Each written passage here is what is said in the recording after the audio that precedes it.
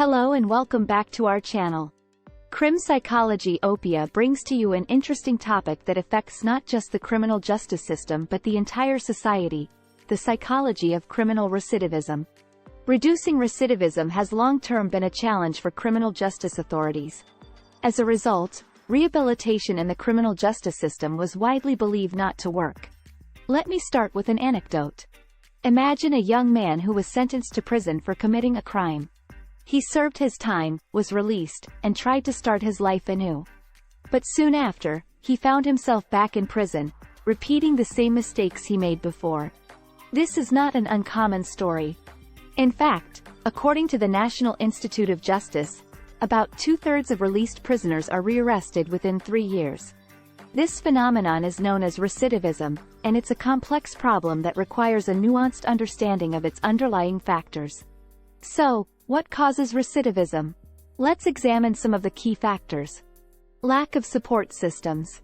Firstly, a lack of support systems can be a significant contributor. Many offenders are released back into their communities without proper reentry planning, social support, or access to resources such as education and job training. According to research, ex-offenders who received comprehensive support were less likely to reoffend. When offenders are released from prison or detention centers, they face numerous challenges that can hinder their reintegration into society. These challenges can include difficulties in finding employment, re-establishing relationships with family and friends, and dealing with the stigma associated with being an ex-offender. One of the key factors that can contribute to the likelihood of reoffending is the lack of support systems for ex-offenders.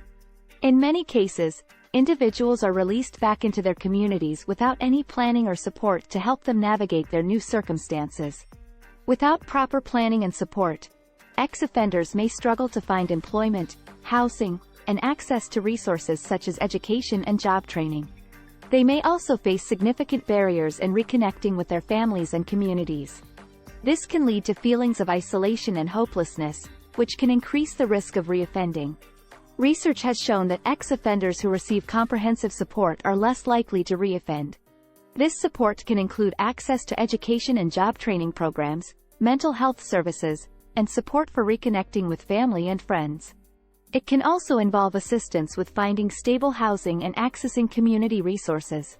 By providing comprehensive support systems for ex-offenders, we can help to reduce the likelihood of reoffending and promote successful reintegration into society.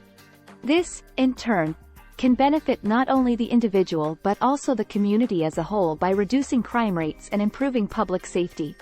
Mental health issues. Secondly, mental health issues can also play a significant role. Many offenders struggle with mental health issues such as depression, anxiety, and post-traumatic stress disorder.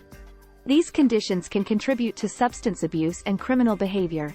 By addressing these issues through therapy and other forms of treatment, we can help offenders better manage their mental health and reduce the likelihood of recidivism. Mental health issues can have a significant impact on an individual's behavior and decision-making, including criminal behavior. Many offenders have experienced traumatic events, which can lead to the development of mental health conditions such as depression, anxiety, and post-traumatic stress disorder, PTSD. These mental health conditions can contribute to substance abuse and other criminal behavior, as individuals may turn to drugs or other illegal activities to cope with their symptoms. Additionally, untreated mental health conditions can make it difficult for individuals to successfully reintegrate into society after release from prison, leading to a higher risk of recidivism. Addressing mental health issues through therapy and other forms of treatment can help offenders better manage their symptoms and reduce the likelihood of recidivism. This can involve providing access to mental health professionals who can provide counseling and therapy to help individuals work through their trauma and develop coping skills. In addition to traditional therapy, there are other evidence-based approaches that can help individuals manage their mental health issues and reduce their risk of reoffending. For example, cognitive behavioral therapy, CBT, can be effective in helping individuals develop new thought patterns and behaviors that are more conducive to successful reintegration into society. By addressing mental health issues and providing appropriate treatment, we can help offenders better manage their symptoms, reduce their risk of recidivism, and promote successful reintegration into society. This, in turn, can benefit both the individual and the community by reducing crime rates and improving public safety. Substance abuse. Thirdly, substance abuse is a prevalent problem among offenders. According to the National Institute on Drug Abuse, about half of all prisoners are addicted to drugs or alcohol. Addressing substance abuse through treatment and therapy can help offenders overcome addiction and avoid returning to criminal behavior. Substance abuse is a significant problem among offenders, with research suggesting that around half of all prisoners struggle with addiction to drugs or alcohol. Substance abuse can be a contributing factor to criminal behavior, as individuals may engage in illegal activities to fund their addiction or may commit crimes while under the influence of drugs or alcohol. Addressing substance abuse through treatment and therapy can be an effective way to help offenders overcome addiction and reduce the likelihood of recidivism. Treatment for substance abuse can involve a variety of approaches, including medication-assisted treatment, MAT, behavioral therapies, and peer support programs. MAT involves the use of medications such as methadone, buprenorphine, or naltrexone to help individuals manage withdrawal symptoms and reduce cravings for drugs or alcohol. Behavioral therapies, such as cognitive behavioral therapy, CBT, can help individuals identify and change negative thought patterns and behaviors that contribute to substance abuse. Peer support programs, such as Alcoholics Anonymous and Narcotics Anonymous, can also be effective in helping individuals overcome addiction and avoid returning to criminal behavior. These programs provide a supportive community of individuals who have experienced similar challenges and can offer encouragement and accountability to help individuals stay on track in their recovery. By addressing substance abuse through treatment and therapy, we can help offenders overcome addiction and reduce the likelihood of recidivism. This can have significant benefits for both the individual and the community by promoting successful reintegration into society and reducing crime rates. Societal and systemic factors. Fourthly, there are societal and systemic factors at play. Some communities are more prone to crime due to poverty, lack of resources, and systemic issues such as racism and discrimination. By addressing these underlying factors and providing resources to communities in need, we can reduce the likelihood of criminal behavior.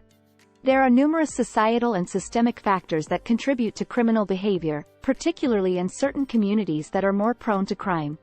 Poverty, lack of resources, and systemic issues such as racism and discrimination can all contribute to a higher risk of criminal behavior. In communities with high poverty rates, individuals may turn to criminal behavior as a means of survival. Lack of access to resources such as education, job training, and healthcare can also make it more difficult for individuals to escape poverty and avoid criminal behavior. Additionally, systemic issues such as racism and discrimination can contribute to a higher risk of criminal behavior, particularly among marginalized communities. Individuals who experience discrimination may feel marginalized and disconnected from society, which can increase the likelihood of engaging in criminal behavior. By addressing these underlying societal and systemic factors, we can reduce the likelihood of criminal behavior. This can involve providing resources to communities in need, such as access to education, job training, healthcare, and affordable housing.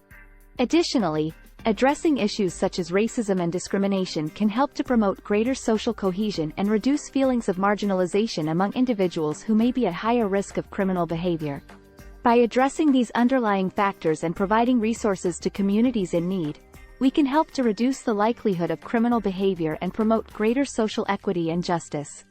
This, in turn, can benefit both individuals and the community as a whole by reducing crime rates and improving public safety. Poverty is a significant contributor to criminal behavior, as individuals may turn to illegal activities as a means of survival or to improve their economic situation.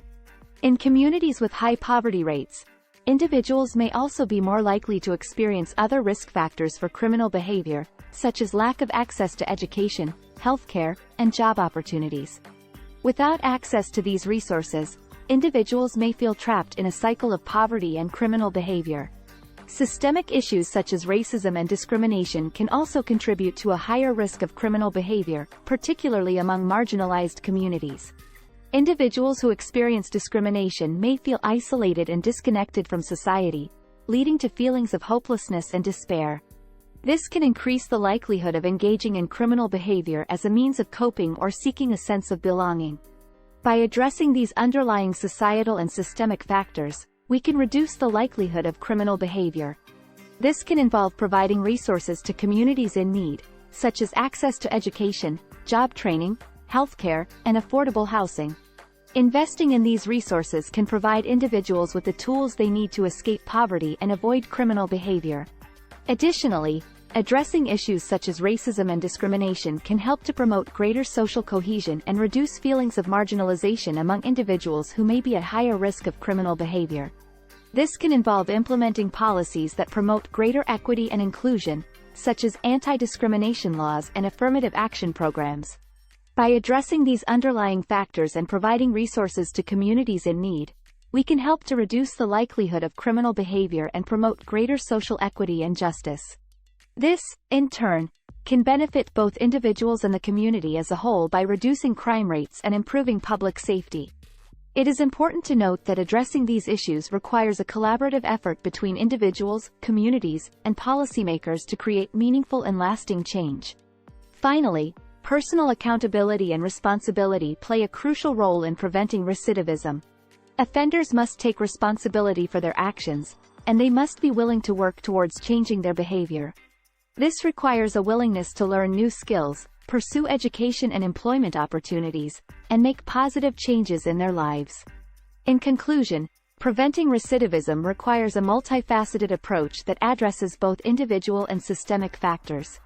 By providing support, addressing mental health and substance abuse issues, tackling societal and systemic issues, and promoting personal accountability, we can reduce the likelihood of offenders returning to criminal behavior. Thank you for watching. We hope this video has been informative and inspiring. Let's work together to create a society where everyone has the opportunity to succeed and live a fulfilling life.